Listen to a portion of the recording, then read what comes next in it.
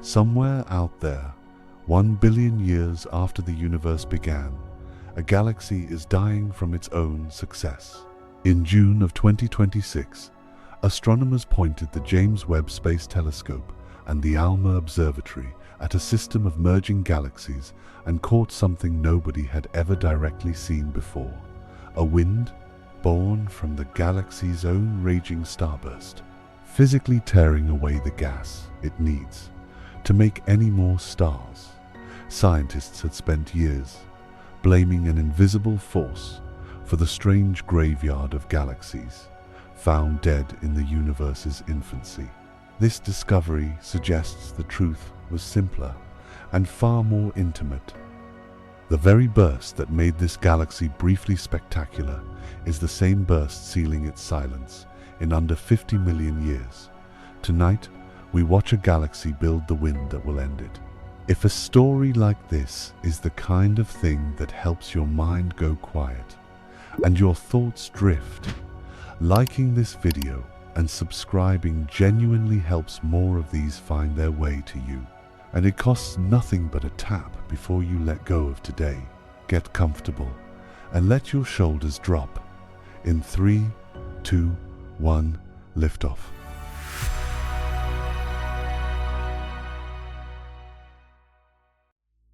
The year is 2022, and a telescope the size of a tennis court is unfurling itself in the cold dark of space, 1 million miles from Earth, at a gravitational parking spot called the second Lagrange point. It has taken decades to build, cost billions of dollars, and survived a launch sequence so complex that engineers gave it odds barely better than a coin flip. This is the James Webb Space Telescope, and within months of opening its golden eye to the universe, it will hand astronomers a mystery nobody asked for and nobody expected. Somewhere out past the edge of easy comprehension, in a universe still wet behind the ears, cosmically speaking, there are galaxies that have already stopped growing. They have already stopped making stars. They are, in the language astronomers use, dead. To understand why this single observation rattled an entire field, you first have to understand what astronomers thought they knew about how galaxies are supposed to live their lives. A galaxy, in its youth, is a furnace. Gas clouds collapse under their own gravity, ignite into stars, and those stars burn, fuse, and explode, scattering the raw material for the next generation. This cycle is supposed to run for billions of years. A young galaxy, freshly assembled from the gas left over from the early universe, should be glowing with newborn starlight for a long, long time before it ever runs dry. The expectation built into nearly every textbook diagram, every model of galactic evolution, was that this fertile period stretches for a meaningful fraction of the universe's age, not for some impossibly brief flicker near the very beginning of time itself. And yet, when astronomers turned the James Webb Space Telescope toward galaxies that existed when the universe was barely out of its toddler years, not the relatively familiar cosmos, a few billion years old, but a universe still measured in mere hundreds of millions to a couple of billion years since the Big Bang, they found something that should not have been there. They found massive galaxies, galaxies with enormous numbers of stars already assembled that had already gone quiet. No new stars forming, no fresh starlight, just the slow, cooling glow of stellar populations that had already finished their business and shut the lights off. In astronomy, this state has a precise and almost clinical name. A galaxy that is no longer producing new stars at any meaningful rate is called quenched, or simply dead. Not destroyed, not torn apart, not erased from existence. Dead in the sense that its furnace has gone cold. The gas that should be collapsing into new suns is gone, used up, or pushed away, and without that gas, A galaxy is simply a museum of old starlight, slowly fading toward darkness over the eons that follow. This distinction matters enormously, and it is worth sitting with for a moment before we go further, because the rest of this story depends on understanding it precisely. A living galaxy is not necessarily one bursting with explosive star formation every second of every year. A living galaxy is simply one that still has the capacity to make new stars when conditions allow it. One that still carries a reservoir of cold gas waiting in its disk or its surrounding halo, ready to collapse and ignite given the right gravitational nudge. A dead galaxy has lost that capacity. The reservoir is empty. Whatever stars already exist within it will continue their lives and deaths on their own individual timelines, the smaller ones burning for tens of billions of years, the larger ones detonating in supernovae within a few million, but no new stellar generation will ever be born there again, not unless some external event, a collision, an inflow of fresh gas from outside, manages to refill the tank. So, when James Webb peered back across roughly 13 billion years of cosmic history and found galaxies in this dead state, galaxies that by every reasonable model should still have been in their star-forming prime, the question that exploded across astronomy conferences and research papers was deceptively simple.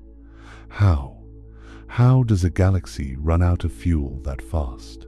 The standard picture of galaxy evolution, built up over decades of observation with telescopes like Hubble, simply did not have room in its timeline for this. It was as if you had been watching a campfire for the first 10 minutes of its life and discovered it had already burned through every log, every twig, every scrap of kindling, and gone cold when by all rights it should still be roaring. The scale of the puzzle becomes even sharper once you sit with the actual numbers involved. The universe is approximately 13.8 billion years old. The galaxies in question, the ones James Webb found already quenched, existed when the universe was around 1 billion years old, sometimes even younger. That means these systems had, at most, a narrow sliver of cosmic time, something on the order of a few 100 million years in many cases, to assemble an enormous population of stars, exhaust or expel their fuel supply, and shut down entirely. To put that in a frame that might land more intuitively, imagine the entire 13.8 billion year history of the universe compressed down into a single 24-hour day.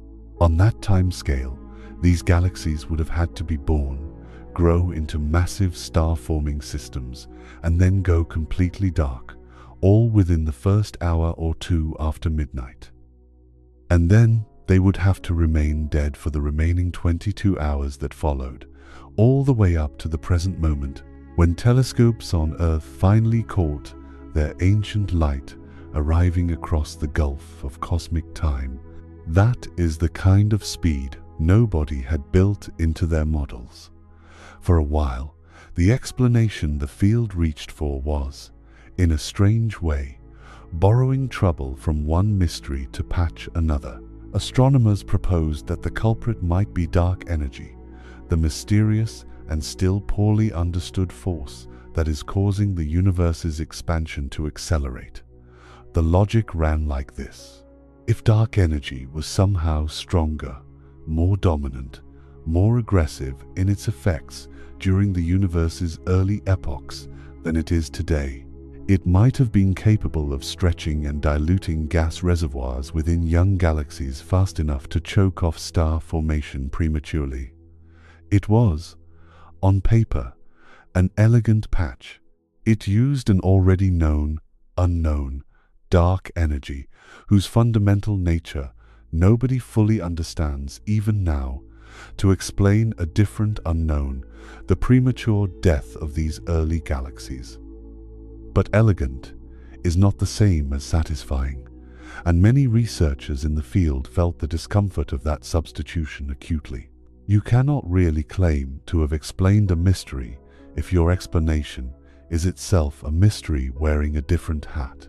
It was a placeholder, a respectable placeholder, backed by some genuine theoretical reasoning, but a placeholder all the same.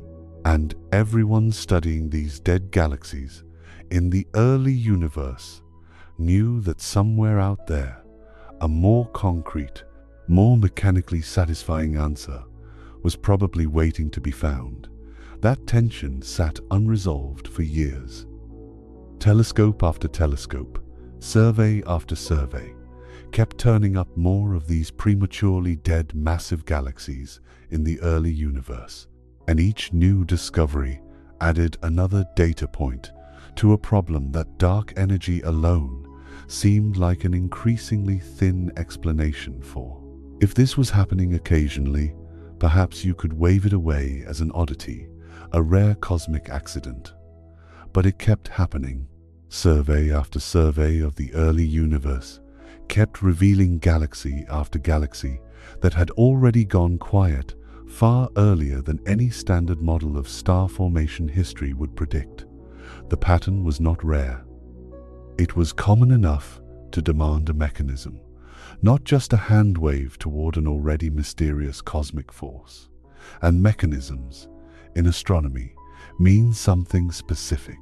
They mean an actual physical process, something with a cause and an effect that scientists can trace, measure, and ideally observe directly in the act of happening. This is the precise shape of the puzzle that sat on the table for years following James Webb's first unsettling discoveries.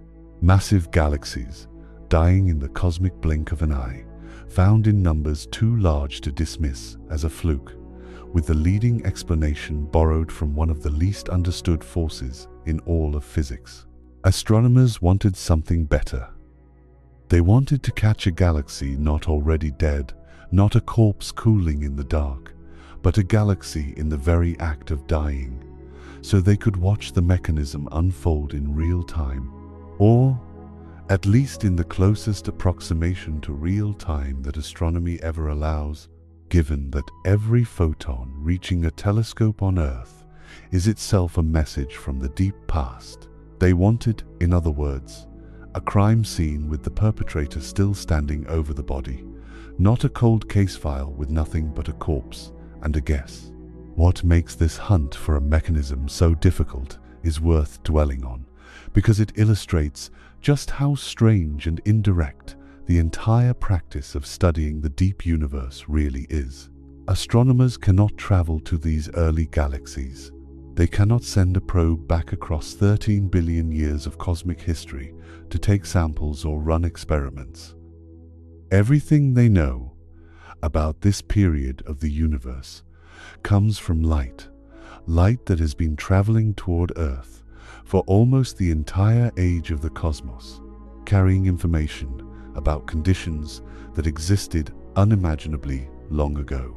Every galaxy James Webb observed in this hunt for quenched systems is being seen as it existed at the moment that ancient light left it, not as it exists today, this very moment, somewhere out in the universe. In a very real sense, looking at these early dead galaxies is like reading a letter that took 13 billion years to arrive in the mail, a letter describing events that, from the perspective of the sender, happened in what was, for them, the recent past. The sender themselves, whatever that galaxy has become in the 13 billion years since, is utterly inaccessible to us. All we have is the letter, and so the search for a mechanism became a search for the right letter. Astronomers needed to find a galaxy positioned at exactly the right distance, meaning exactly the right point in cosmic history, where the light reaching their telescopes would catch the death process not after it had finished, but while it was still underway. They needed a galaxy caught mid-collapse, mid-quench, mid-transformation from a roaring stellar nursery into a quiet stellar graveyard. This is an extraordinarily narrow window to thread. The quenching process, once it gets going, appeared to be astonishingly fast on cosmic timescales, which meant the odds of catching any single galaxy in the act, rather than before it started or after it had already finished, were vanishingly small.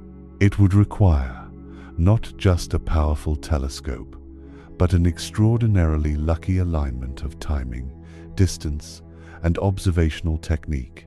It would also require something else, a second kind of telescope altogether, one capable of seeing something that James Webb, for all its extraordinary power, cannot see on its own. James Webb is exquisitely sensitive to infrared light, the kind of light that reveals the glow of stars, the warm structure of dust, the shapes and textures of galaxies as they actually exist, visually in space.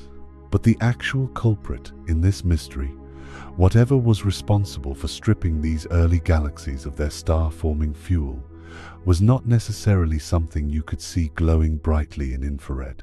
The fuel itself, the cold gas that collapses into new stars, the gas that was apparently disappearing from these galaxies far too quickly, does not necessarily shine in the wavelengths James Webb specializes in. To track that gas, to watch it directly, to prove it was actually leaving these galaxies rather than simply being consumed in place, astronomers would need an instrument built specifically to trace cold molecular gas, an instrument working not in infrared but in radio wavelengths, the realm where cold gas reveals its presence through faint emission lines invisible to any telescope tuned to starlight alone.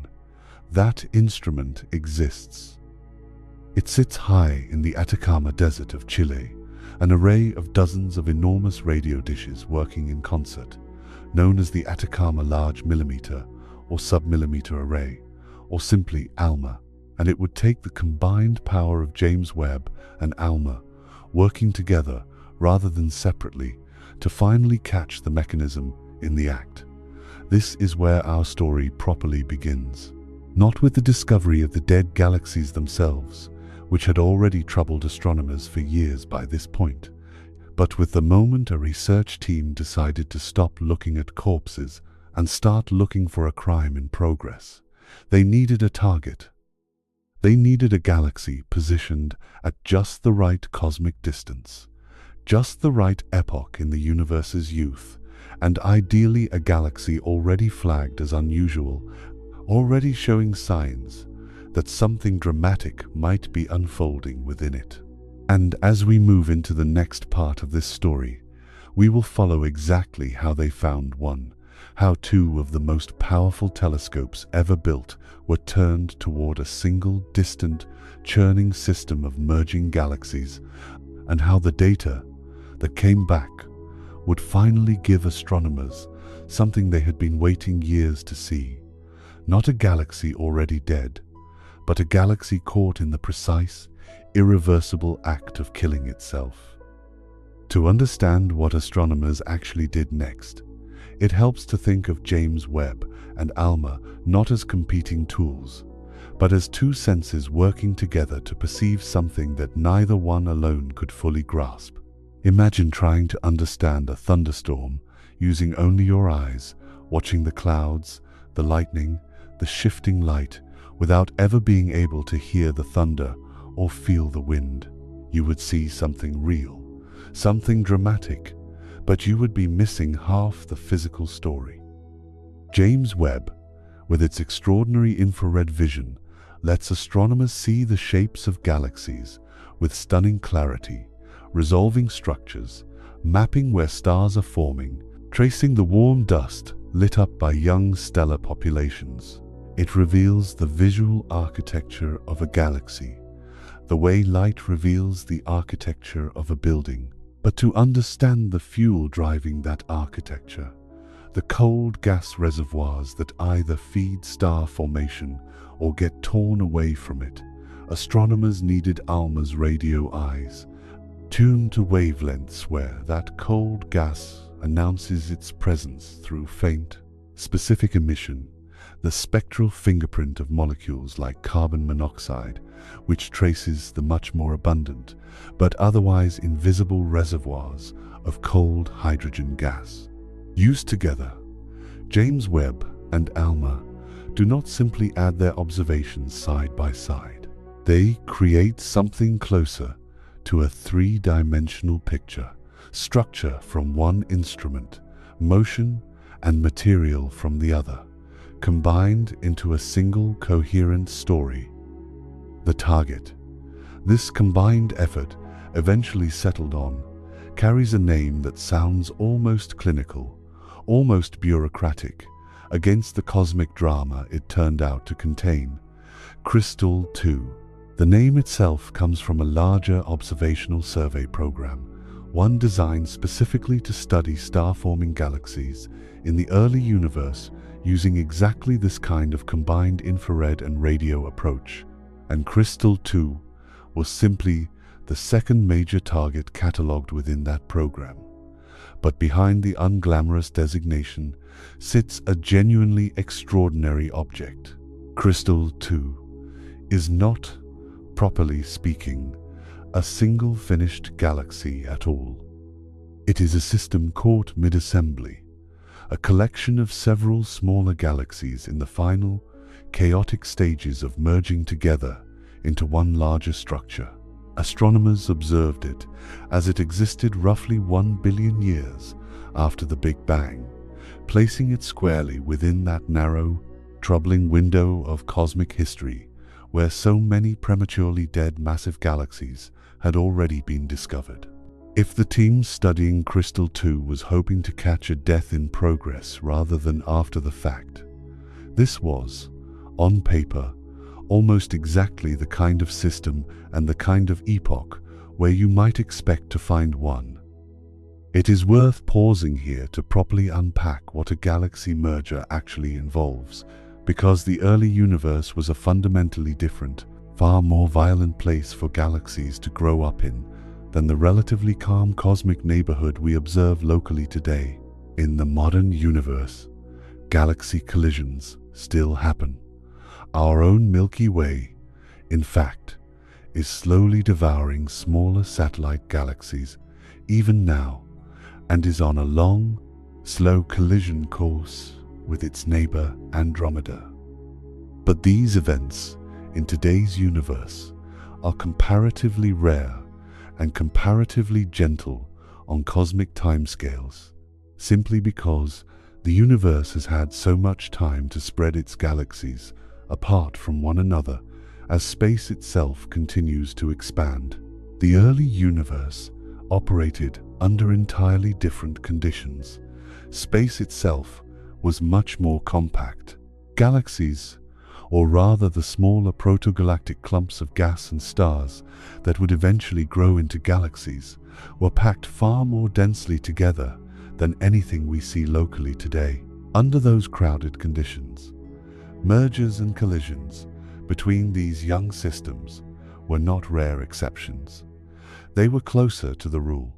Young galaxies in this era frequently found themselves gravitationally entangled with their neighbors, drawn together, torn apart, and reassembled in violent, repeated collisions that played out over relatively short cosmic timescales. When two or more of these gas-rich young systems begin merging, gravity does something specific and dramatic to the gas each system carries. Rather than simply blending smoothly together, the gravitational chaos of a merger tends to funnel enormous quantities of gas inward, toward the center of the forming system, where the combined gravitational pull is strongest. Think of water draining toward the lowest point of an uneven landscape during a storm. As multiple galaxies merge, their gas does something analogous, getting funneled inward by tidal forces and gravitational torques generated by the collision itself, pooling at the center of the merging system in quantities far beyond what any single one of the original galaxies would have held in its core alone. And gas, when it pools together in sufficient density, does what gas does throughout the universe under the right conditions. It collapses, it fragments, it ignites into new stars, and it does so in a hurry. This is precisely the situation astronomers found when they pointed James Webb and ALMA toward Crystal 2. The merger had funneled an extraordinary quantity of gas toward the system's center, and that gas was responding exactly as gravity demanded, by collapsing into stars at a genuinely startling rate. When researchers measured the star formation rate within Crystal 2 and compared it against other galaxies of similar mass observed at similar points in cosmic history, the number that came back was roughly double the typical rate. Not a modest excess, not a slight statistical bump above the baseline, but a full doubling of the pace at which this system was converting raw gas into new stars compared to its peers. In the language astronomers use for this kind of extreme, short-lived burst of star formation, Crystal 2 qualifies as a starburst system, a designation reserved for galaxies undergoing star formation so intense that it cannot possibly be sustained indefinitely. A starburst, by its very nature, describes a system spending its fuel reserves at a pace that guarantees a relatively swift and dramatic conclusion, one way or another. It is worth sitting with the sheer intensity implied by that number for a moment, because doubling a star formation rate is not simply a matter of making slightly more stars per year than a typical galaxy of comparable mass. It means the system is processing its available gas reservoir at twice the speed, converting cold material into hot, young, luminous stars at a tempo that, if sustained, would exhaust. Imagine two identical bonfires built from identical piles of wood, one burning at a steady, sustainable pace that might last through the night, and the other, somehow, burning twice as hot and twice as fast from the very first spark. The second fire produces a far more spectacular blaze in the short term. It also guarantees it will run out of fuel in roughly half the time. Crystal 2, observed in this brief window roughly 1 billion years after the Big Bang, was very much the second bonfire, spectacular, intense, and, as it would turn out, fundamentally unsustainable. This is also precisely where the supporting statistical context becomes genuinely important to the larger story, rather than simply an interesting aside. When the research team behind this work examined the broader population of massive galaxies in the early universe, looking specifically for signs of ongoing interaction or merger activity, they found something striking. Close to half, roughly 50%, of these massive early universe galaxies showed clear signatures of interacting with a nearby companion system, the telltale signs of an ongoing or recent merger, rather than a single, isolated galaxy quietly evolving on its own. This figure matters enormously for how we should interpret Crystal 2 specifically. It means Crystal 2 is very unlikely to be some bizarre, one-off cosmic anomaly, a single freakish system, unrepresentative of anything happening more broadly. Instead, it appears to be a clear, well-documented example of a process that may have been playing out across a substantial fraction of all massive galaxies forming during this early epoch of cosmic history. If close to half of these systems were merging, and mergers drive exactly the kind of extreme, fuel-funneling starbursts observed in Crystal 2, then whatever mechanism is responsible for quenching star formation in this particular system could plausibly be responsible for quenching it across a much larger population of similar galaxies throughout the early universe. But intensity of star formation alone however extreme, does not by itself answer the original mystery. A starburst represents gas being converted into stars at a furious pace. It does not, on its own, necessarily explain how that gas gets removed from a galaxy entirely, expelled outward, rather than simply consumed in place by ongoing star formation. A system could, in principle, burn through its fuel reservoir purely through the sheer pace of star formation itself, gradually consuming the available gas until none remains, without any wind, without any violent expulsion, simply through steady, if rapid, depletion. This distinction matters a great deal to the underlying physics, and it is exactly the distinction that the combined James Webb and ALMA observations were uniquely positioned to resolve. Was Crystal 2's gas simply being consumed, star by star, until the reservoir ran dry? Or was something more violent happening? Something actively pushing gas out of the system before it ever had the chance to collapse into new stars at all? The answer arrived in the data from ALMA, tracing the cold molecular gas through its faint radio emission, mapped alongside the structural and stellar information coming from James Webb's infrared imaging. What the combined picture revealed was not a simple, steady depletion of gas sitting quietly within the galaxy's disk as star formation slowly consumed it. It was something far more dramatic, a massive plume of cold gas observed in the act of physically streaming outward, away from the galaxy's center, moving with the unmistakable signature of an outflow rather than the signature of gas, settling calmly inward to be consumed.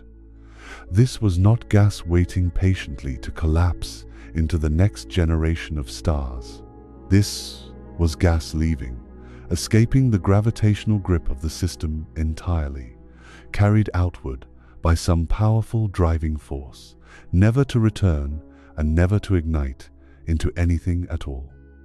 This moment, the direct, multi-phase imaging of cold gas leaving a forming galaxy under the combined gaze of James Webb and ALMA, represents something genuinely new in the history of this research. Astronomers had theorized for years about exactly this kind of process.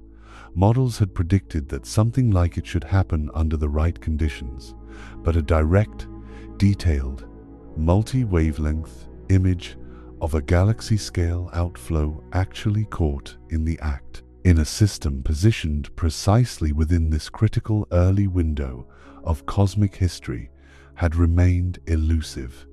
Crystal 2 delivered it. Here, finally, was not a dead galaxy already cooled and quiet, the cosmic equivalent of a corpse found long after the fact with only second-hand clues to reconstruct what happened. Here was a system in the active, ongoing process of being stripped of its star-forming future, its fuel visibly, measurably, undeniably streaming away in real time, or at least in the closest approximation of real time that an observation spanning roughly 13 billion years of light travel allows. It is worth being precise here about exactly what kind of claim this observation supports, because the distinction between confirmed observation and interpretation matters enormously to honest scientific storytelling. What James Webb and ALMA directly confirmed, beyond reasonable dispute, is this: Crystal 2 is a merging system observed as it existed roughly 1 billion years after the Big Bang, undergoing an extreme starburst at roughly twice the typical star formation rate for galaxies of its kind. And that system shows a clear, directly imaged outflow of cold molecular gas streaming away from its center. Those are observational facts, drawn directly from the data, not inferences built on indirect reasoning. What remains, at this stage, a strong interpretation rather than an absolutely settled fact, is the precise causal chain connecting the starburst to that outflow and the ultimate fate awaiting this particular gas once it has left the system. The data establishes, beyond reasonable doubt, that gas is leaving. It strongly suggests, though the full mechanical chain required confirming, that the starburst itself and everything that follows from an extreme burst of star formation is the engine driving that gas away. And what follows from an extreme burst of star formation, as it happens, is not simply more stars sitting quietly in the dark. It is also, inevitably, a wave of violent stellar deaths arriving close behind a wave of stellar births. Because the most massive stars born in any starburst live shockingly brief lives before ending in catastrophic explosion. This is the precise thread that the story must follow next, the thread connecting a forming galaxy's most fertile, most spectacular moment to the specific physical mechanism that turns that fertility into its own undoing. And it is here, at the threshold between a starburst's birth and a starburst's violent aftermath, that we must now turn. There is a particular kind of star that the universe builds when it is in a hurry, and a starburst, like the one churning at the heart of Crystal 2, builds an enormous number of them. When a gas cloud collapses to form new stars, it does not produce a single uniform type of star, the way a factory might stamp out identical parts on an assembly line. Instead, it produces a whole range of masses, from small, slow-burning stars that will sip their fuel for tens of billions of years, all the way up to colossal stars dozens of times the mass of our own sun. Stars so massive and so impatient that they burn through their entire nuclear fuel supply in what amounts to a cosmic eye blink. In an ordinary, gently star-forming galaxy, these giant, short-lived stars are relatively rare, scattered thinly among a much larger population of smaller, longer-lived siblings. But in a starburst, in a system converting gas into stars at twice the typical rate, the sheer overproduction of new stars guarantees that a correspondingly large number of these massive, impatient stars are forged alongside all the smaller ones. And massive stars, however briefly they shine, always end their lives the same dramatic way. They explode. A star, many times the mass of our own sun, lives fast and dies young because of simple physics. The more mass a star has, the more intense the gravitational pressure crushing its core, and the more furiously it must burn its nuclear fuel to resist that crushing weight. A star like our own sun, by contrast, burns gently enough to last for billions upon billions of years. But the kind of massive stars produced in huge numbers by an extreme starburst burn through their fuel in a matter of just a few million years, a span of time that, against the broader 13.8 billion year age of the universe, is almost nothing at all. When one of these massive stars finally exhausts its core fuel, it cannot continue resisting its own gravity, and it collapses catastrophically inward, triggering a supernova, one of the most violent, most energetic events the universe is capable of producing, briefly outshining the combined light of every other star in its host galaxy, before scattering the star's outer layers outward into space at tremendous speed. A single supernova, however spectacular, is a localized, brief event, important in its own right, but not, on its own, capable of reshaping the fate of an entire galaxy. The story of Crystal 2 is not the story of one supernova.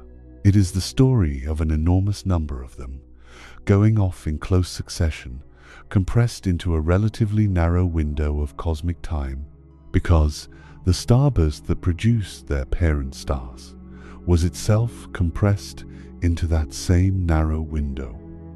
Picture, if you will, the difference between a single firework launched into a dark sky, brilliant and brief, and an entire fireworks finale, dozens or hundreds of separate explosions overlapping and compounding within the same few minutes. Their combined light and concussive force merging into something that behaves less like a sequence of individual events and more like one sustained, continuous roar. This is closer to what astronomers believe was happening inside Crystal 2. Not a single dramatic supernova, but a cascading, overlapping wave of them, each one contributing its own outward blast of energy and material, compounding atop the blasts that came before, building towards something with far greater combined force than any single explosion could produce alone. This compounding effect matters enormously to the physical mechanism at the heart of this story, because supernovae do not simply destroy the star that produces them. They also do something to everything around them. Each supernova explosion drives a powerful shockwave outward into the surrounding gas, heating it, compressing it, and accelerating it violently away from the blast site.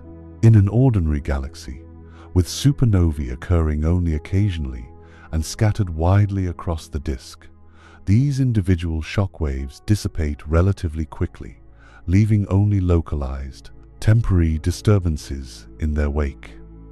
But in a starburst as extreme as the one inside Crystal 2, with massive stars dying in rapid, overlapping succession, concentrated within the same densely packed central region where the merger had funneled so much gas in the first place, the individual shockwaves from each supernova do not have the chance to fade away in isolation. They overlap, they merge with one another. They combine their outward push into something far larger and far more sustained than any single explosion could achieve on its own, building toward a coordinated, galaxy-scale wind rather than remaining a scattered collection of separate, localized blasts. It is worth being precise here about what astronomers mean when they describe this as a wind, because the word, in everyday usage, conjures something gentle, a breeze stirring leaves on a quiet afternoon.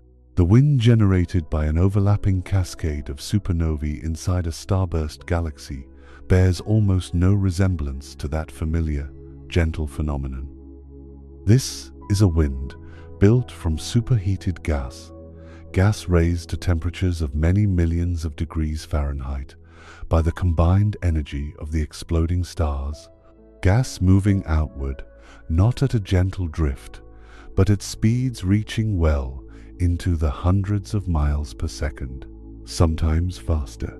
It is a wind with genuine physical force behind it, capable of pushing, dragging, and sweeping along the surrounding cold gas in the galaxy's disk, the very same cold gas that would otherwise have continued collapsing into the next generation of stars.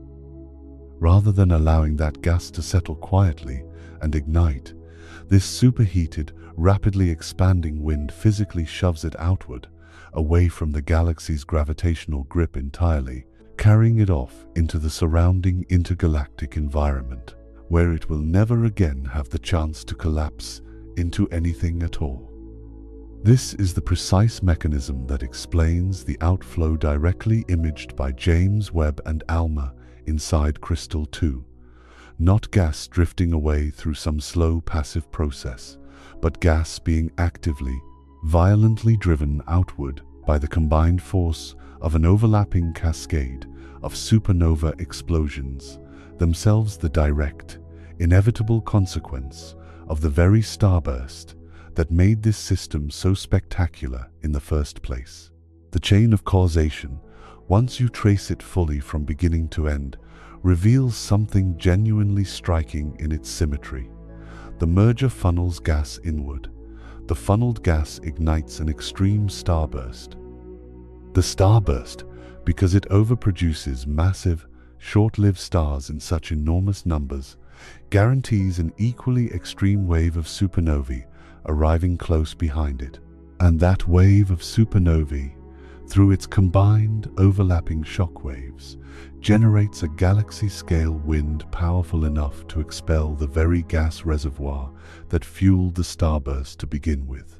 Creation and destruction in this particular story are not two separate forces arriving from different directions. They are two stages of the very same physical process, inseparable, each one the direct and unavoidable consequence of the one before it. This brings us to the precise figure that anchors just how briefly this entire process unfolds. 50 million years. If the outflow observed inside Crystal 2 continues at the rate measured by James Webb and ALMA, researchers calculated that it would take less than 50 million years for the system to be completely emptied of its star-forming gas, fully and irreversibly quenched. 50 million years sounds, in isolation, like an enormous span of time, far longer than any human institution, any human civilization, any single human life could possibly encompass. And it is an enormous span of time by every human measure. But measured against the 13.8 billion year age of the universe, 50 million years amounts to a sliver, so thin it barely registers. If you compress the entire history of the universe down into a single calendar year, with the Big Bang occurring at the very first moment of January, the first and the present moment arriving at the final stroke of midnight on December the 31st, 50 million years would occupy a span of roughly 1 1/3 days somewhere within that compressed year. A galaxy, in other words, can complete the entire process of building itself into a spectacular, fertile, star-forming furnace, and then extinguishing that furnace permanently within a window that, against the full backdrop of cosmic history, is barely longer than a single long weekend. It is worth dwelling, too, on what this 50 million year figure actually represents within the framework of confirmed observation versus interpretation, because precision matters here. What the data directly supports is this.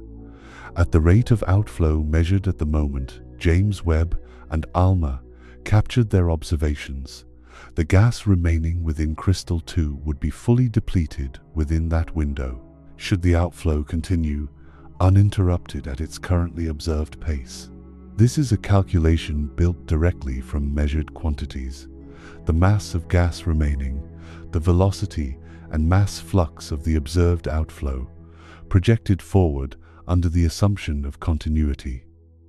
What remains, properly speaking, a candidate explanation rather than an absolutely settled certainty, is whether the outflow will, in fact, continue uninterrupted at precisely this pace for the full duration required. Outflows of this kind can, in principle, fluctuate, weaken, or even strengthen further as the underlying starburst itself evolves and eventually exhausts the very fuel driving it. The 50 million year figure represents the clearest, most direct projection the data supports, not an absolutely guaranteed, fixed countdown clock ticking toward a predetermined moment. This is also the point in the story where the broader statistical context, the figure indicating that nearly half of all massive galaxies in the early universe show signs of ongoing interaction or merger activity, returns to carry its full weight. If Crystal 2 were a singular, isolated anomaly, a freakish one-off system unrepresentative of anything happening more broadly across the early universe, the discovery would still be remarkable as a piece of direct observational confirmation, but it would tell us comparatively little about the broader population of prematurely dead massive galaxies that James Webb had already been finding for years. The genuine, field-shifting significance of Crystal 2 comes from its representativeness, from the strong likelihood that whatever happened here, the merger, the funneled gas, the extreme starburst, the cascading wave of supernovae, the resulting galaxy-scale wind, played out across a substantial portion of the broader population of massive, merging galaxies populating the early universe. If close to half of these systems were merging, and if mergers reliably drive exactly this kind of extreme, self-terminating starburst, then the mechanism caught directly in the act inside Crystal 2 offers, for the first time, a concrete, physically grounded explanation for a phenomenon that had previously required borrowing an explanation from one of the least understood forces in all of physics.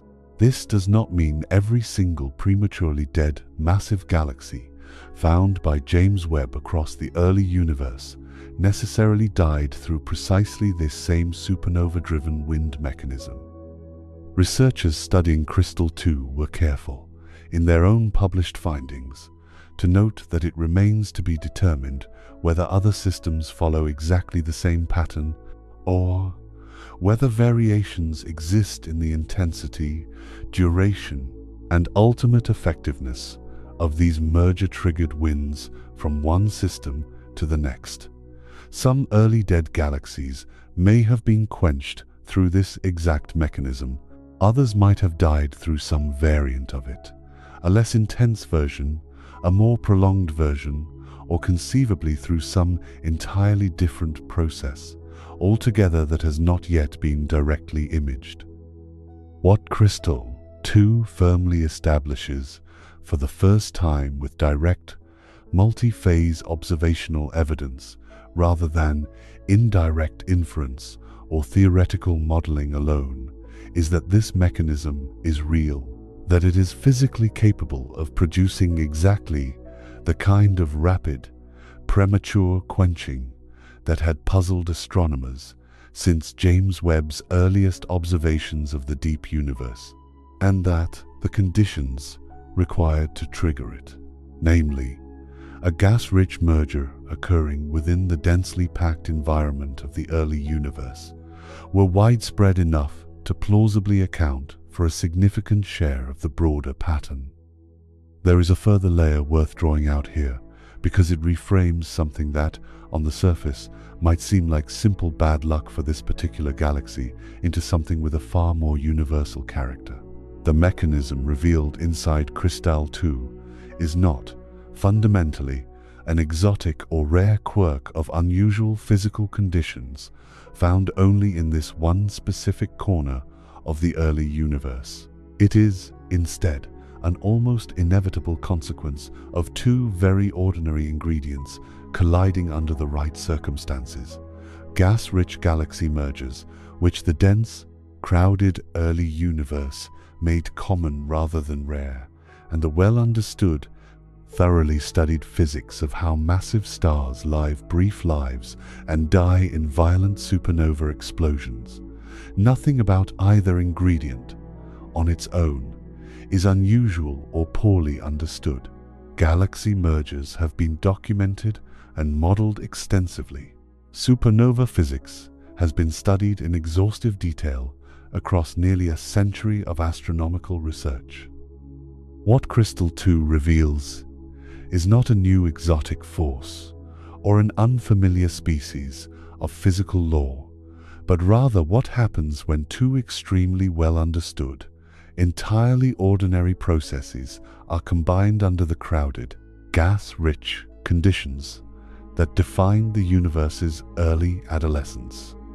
The mechanism is mundane in its ingredients and extraordinary only in its consequence.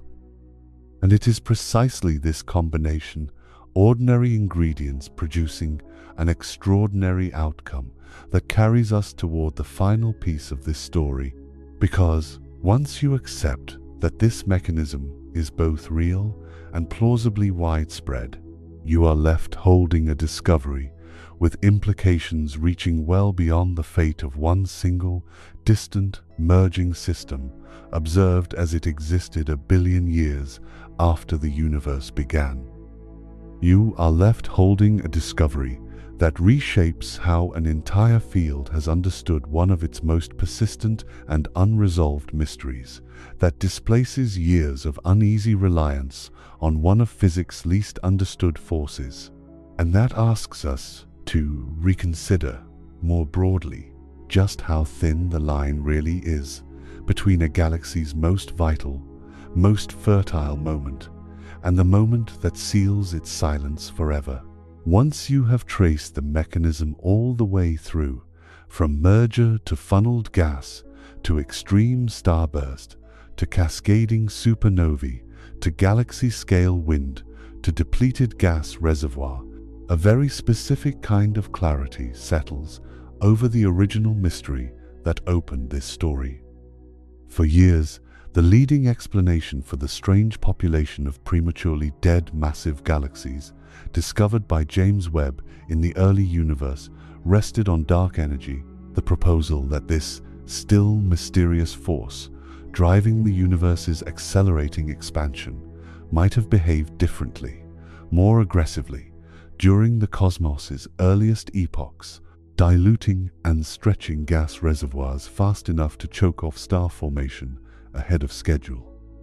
It was, as we discussed at the very beginning of this story, an explanation built by borrowing one genuine unknown to patch a different one, respectable in its reasoning, but never entirely satisfying, precisely because it offered no concrete, traceable physical mechanism that anyone could point to and say, here, this specific process, observed directly, is what did it. Crystal 2 changes that calculation in a fundamental way. It does not prove, with absolute finality, that dark energy played zero role whatsoever in the broader population of early dead galaxies scattered throughout the universe's first 1 billion years.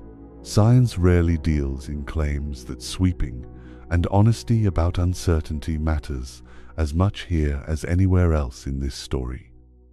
But what Crystal 2 does establish, with direct, multi-phase, observationally confirmed evidence rather than theoretical inference alone, is that a far simpler explanation, requiring no exotic new physics and no unusual behavior from any poorly understood cosmic force, is fully sufficient to explain at least this case, and very plausibly a substantial share of the broader pattern as well.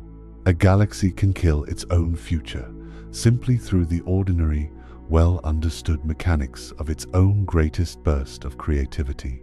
No additional ingredient beyond gas, gravity, stars, and the inevitable, violent deaths of the most massive among them is strictly required.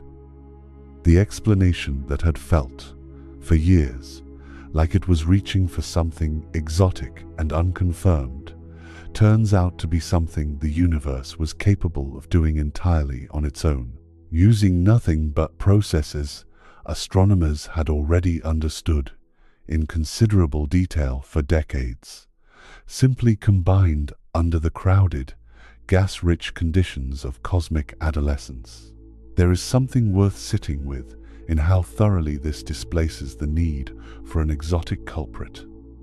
For years, the field reached toward dark energy precisely because the timescale involved, premature death within a few 100 million years of a galaxy's birth, felt too fast, too dramatic, too unlike anything ordinary stellar physics seemed capable of producing on its own. It felt like it demanded something unusual, something operating outside the normal rules governing how galaxies are supposed to live and die.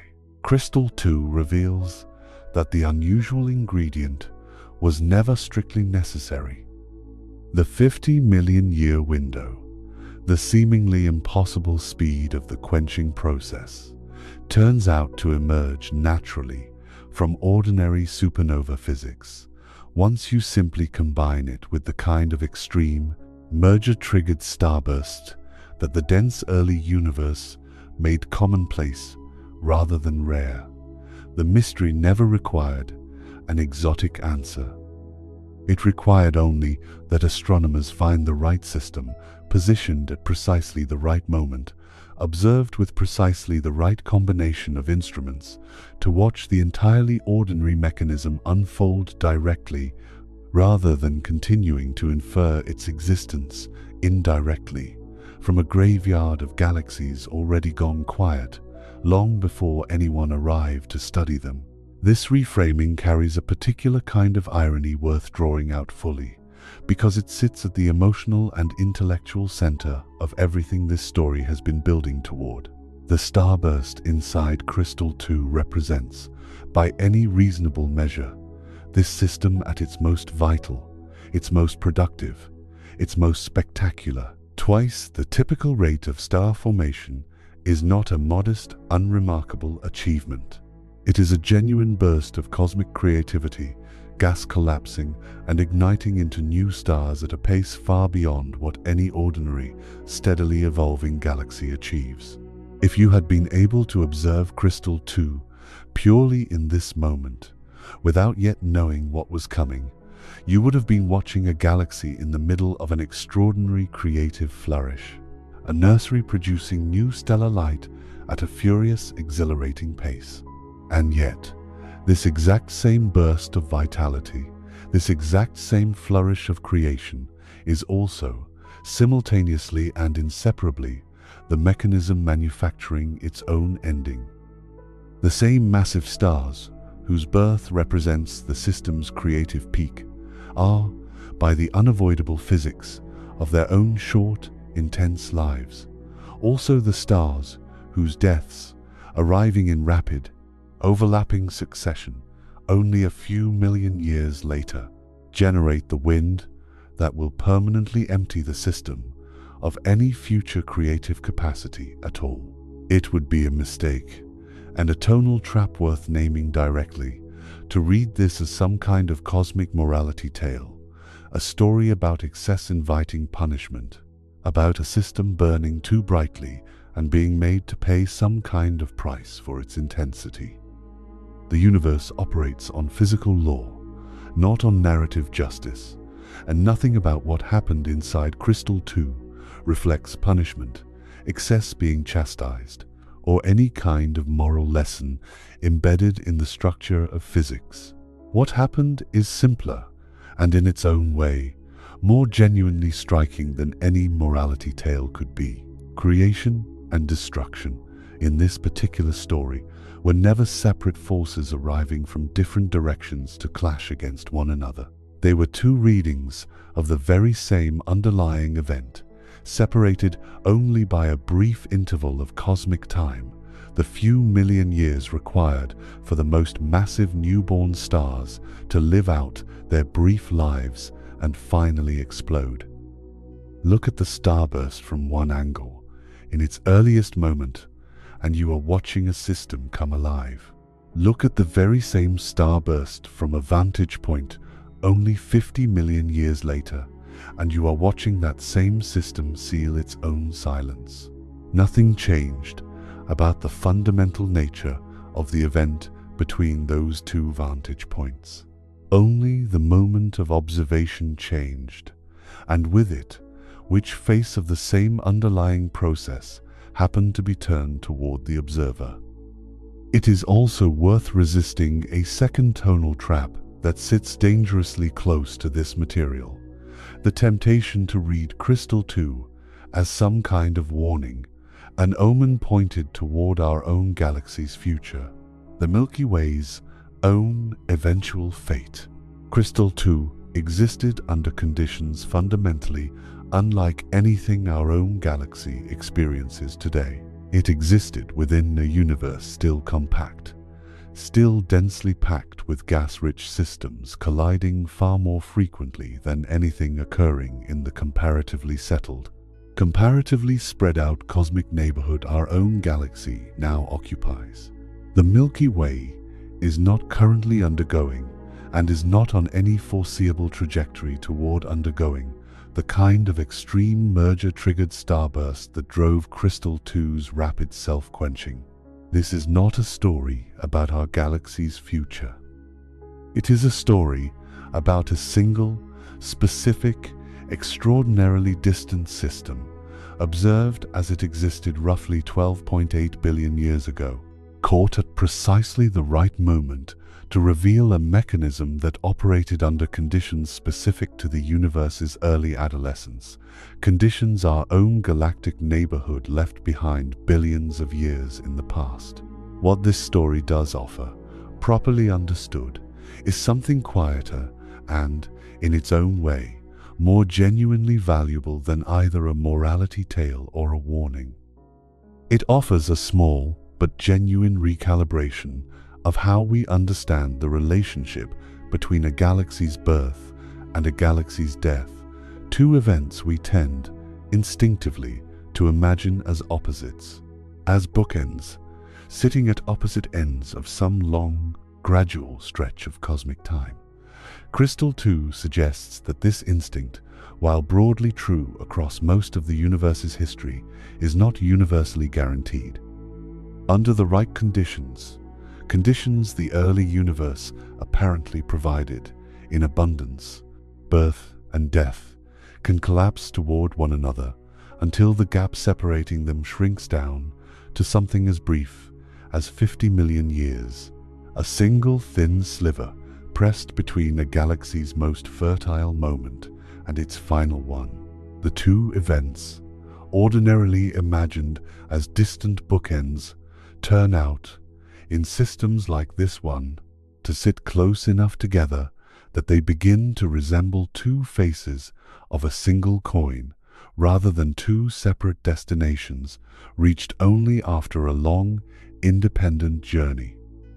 There is one further thread worth drawing out before we let this story settle into its final resting point, because it reaches beyond Crystal 2 specifically towards something broader about how astronomers should think about the modern, present-day population of dead galaxies scattered throughout the universe we observe today. Dead, quenched galaxies are not, in the contemporary universe, some rare or unusual category. They are common, comfortably populating galaxy clusters and quiet corners of the cosmic web in considerable numbers, generally understood to have arrived at their quiet, starlight-fading state through long, gradual processes, unfolding gently across billions of years, slow exhaustion of gas reservoirs, gentle stripping through interactions with their surroundings, the patient, unhurried machinery of an aging universe doing its slow work. Crystal 2 raises a genuinely interesting possibility worth sitting with. That at least some fraction of these modern dead galaxies, the ones we observe today as quiet, settled, long since finished with their star-forming years, may trace their original quenching not to some slow, gentle, billions of years process at all, but back to an event that happened with shocking speed, billions of years in their own deep past, when they themselves were young, merging, gas-rich systems that briefly flared into an extreme starburst before just as quickly extinguishing their own future entirely. The slow, settled quiet we observe in many of today's dead galaxies may, in some unknown fraction of cases, be the billions of years later echo of an ending that originally arrived not gradually, but in a single violent 50 million year breath. We will likely never know, with any real certainty, precisely how many of today's quiet, long-dead galaxies trace their original silence back to a moment like this one, a brief, merger-triggered starburst, followed almost immediately by its own self-generated wind. The galaxies themselves carry no obvious external marker advertising which path led them to their current quiet state, slow gradual decline or rapid early self-termination, and the billions of years separating that original moment from our present observation have erased most of the direct evidence that might otherwise distinguish one history from the other. What Crystal 2 offers is not a complete answer to that larger question, but something more modest and, in its own way, more honest. Direct, confirmed proof that the rapid pathway is real, that it is physically possible, and that the conditions required to trigger it, gas-rich mergers occurring within a sufficiently crowded, sufficiently young universe, were common enough across cosmic history that this rapid pathway likely accounts for a meaningful share of the broader population, even if the precise fraction remains, for now, beyond what any single observation can fully determine. And so, we arrive, finally, at the resting point this entire story has been quietly building toward from its very first moment. Back when James Webb first opened its golden eye to the deep universe and handed astronomers a puzzle nobody had expected to find, Crystal 2 does not close that puzzle completely. Plenty remains uncertain. Plenty awaits further confirmation across other systems, other mergers, other starbursts, still waiting somewhere out in the depths of the early universe for the right combination of telescopes to catch them too in the act. But Crystal 2 does offer something genuinely rare in the study of the deep cosmos. Not an inference, not a model, not a calculation built from indirect clues, but a direct, multi-phase image of a galaxy in the precise, irreversible act of generating the very wind that will end its capacity to ever build anything new again. A system that, in the same brief breath, was creating and ending itself, its most vital moment and its final one pressed together so closely that the distance separating them against the vast backdrop of cosmic time very nearly disappears. Not a wind that arrived from somewhere else to end a galaxy that, in the act of being most fully and most furiously alive, became the architect of its own silence. Sleep gently, traveler. The cosmos keeps its quiet fires burning long after we close our eyes.